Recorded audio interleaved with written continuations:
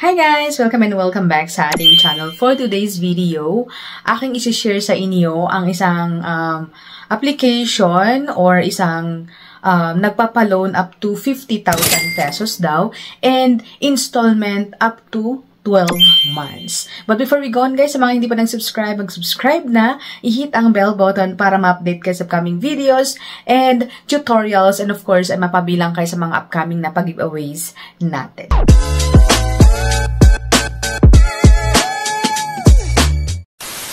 Alright, welcome and welcome back nga sa ating channel. For today's video, ay aking isi-share sa inyo kasi nga bagong-bago sa akin guys, but I know naman na medyo late na po tayo mag-review or mag-share sa nagpapautang na ito guys, kasi nga may mga nakikita naman ako. Kasi itong aking isi-share guys is selected lamang po ang pwedeng mag-avail sa kanila. Ayan, so walang iba kundi si TikTok Pay Later. Ayan, sabi dito na nagpapautang daw up to 50,000 pesos.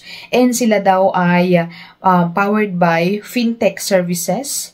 And sabi dito, TikTok Pay Later na Philippines, a credit-based payment method is provided by People Fintech Services Myanmar siguro or MY. Then sabi din dito na installment up to 12 months. So ang kagandahan ay medyo hindi siya 7 days na babayaran. Ayan, yun pa ang gusto natin, di ba guys? And then I know naman guys na tulad ko or sa mga iba na mahilig mag-order sa online, ayan, mahilig mag-order. So, ngayon ay meron na, aside sa Lazada Pay Later, aside sa Shopee Pay Later, ayan, is meron na pong TikTok Pay Later, ayan. So, nasabi ko kanina na, sabi dito na payment method provided by People Services, pero dito mismo sa application or dito mismo sa TikTok Pay Later, sabi dito, TikTok Pay Later is provided by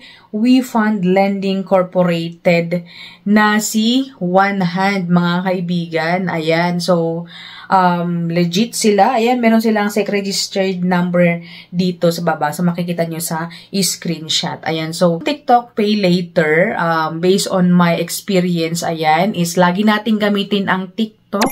Ayan, para ma-avail natin yung TikTok Pay Later kasi hindi po lahat ng nag-o-order sa TikTok ay mag-grant or na-grant niya na pwede tayong makautang. Kasi sa isang account guys ay wala pong TikTok Pay Later. So it means na hindi lahat po ng may TikTok is pwede siyang makapag-utang. Ayan.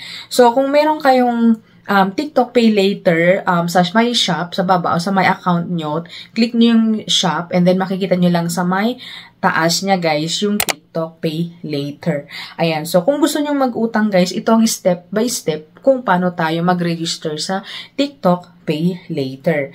Ayan, so ayun ang nasabi ko na pagbukas natin ng ating account, ayan, punta tayo sa my shop and then sa may taas niya, TikTok Pay Later. So papakita ko yung mga screenshot dyan.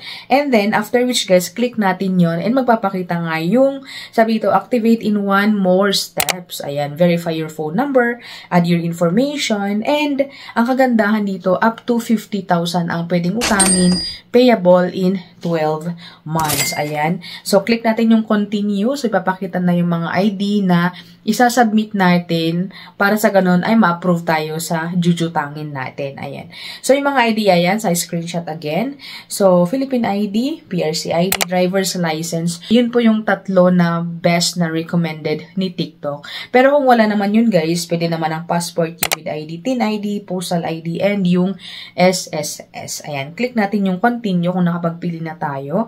After which guys, is pipicturean natin yun guys. And pagka-picture natin yun guys, makaka-capture yung mga information. So, hindi na tayo mag-type, ganyan. And then, after which guys, is verify lang natin yung mga information na na-capture nga sa ating ID. And then, click natin yung continue. Ayan. And then here is mag-facial or sa selfie po tayo. So, hindi po yung nawawala guys. Mag-selfie. And then, meron yung mga additional na information required. So, ito yung mga email natin. Ayan, educational background, credit card, occupation, monthly income, pay period, yung address po natin, and then yung emergency contact. So, isa lang po ang kailangan dito na emergency contact. Ayan. Click natin yung continue pagtapos na. Ayan. By the way, ilalagay pala natin dito yung kung kailan tayo pwedeng makapagbayad in case na ma-approve po ang ating loan, either first day or 15th day or 25th day, ganyan. So, sabi dito na your repayment due date will always fall on the same day each month. You can select repayment due date that suits your financial status. Any purchases made in the last 14 days will be scheduled repayment in the next month. Ayan. So, ang pinili natin is 15, every 15. Ayan. And then, click natin yung continue. So, syempre, i-review niya yung mga information natin, yung mga IDs natin. Ayan. Ay, ito na siya. We'll send a message to your inbox. We've confirmed and result of your itong si TikTok Pay Later, guys, hindi siya katulad ng ibang mabibilis din na mag-approve na 3 minutes lang, ganyan, or 2 minutes is approve na ang ating loan. Ito, guys, is parang half day ko siya inantay bago mag-send ng notice sa ating inbox. And sad to say, guys, ayan, makikita nyo sa screenshot, guys, na reject ang ating application. Ayan, sabi dito, you're not eligible yet to use TikTok Pay Later. You can try applying again on April 24, 2025. To increase your chance, make sure to shop frequently and maintain good payment habits. So, ayan na nga, guys, at hindi po na-approve yung ating loan. Ayan, so, sa mga nababasa ko naman sa Facebook, talagang maraming nare-reject. Ayan.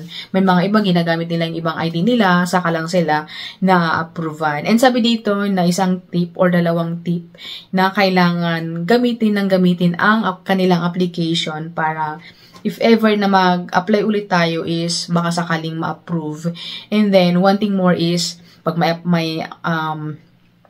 tayong mga orders is huwag tayong cancel, ganyan, para sa ganun is good yung standing po natin. Yung pangalan po natin, yung number po natin sa kanila. Ayan. So, siguro hindi na-approve kasi nga kulang pa yung points. Ayan, kulang pa yung puntos ko. Ayan, sa TikTok shop. And then, I think isa pa is yung ID ka kasi yung hindi recommended ang ginamit po natin kasi wala naman tayong PRC, wala naman tayong driver's license, and yung isa pa. So, ang available na nasa akin is yung passport po ang ating ginamit. So, siguro yun ang isang reason. But by the way, let's try on April 24. Ayan. So, sa mga nakasubok dyan, i-comment nyo sa baba kung ano yung mga experience nyo sa TikTok Pay Later. Kung maganda ba siyang utangan, anong mangyari kung late po tayong magbayad, ganyan yung mga due date natin, kung magkano yung ating first na utang sa TikTok Pay Later. Please comment down below, mga kaibigan, para naman makita natin yung mga experiences din ninyo para ma-enlighten din kami mga first-timers sa TikTok Pay Later. So, thank you for watching and see you again on my next video. Bye!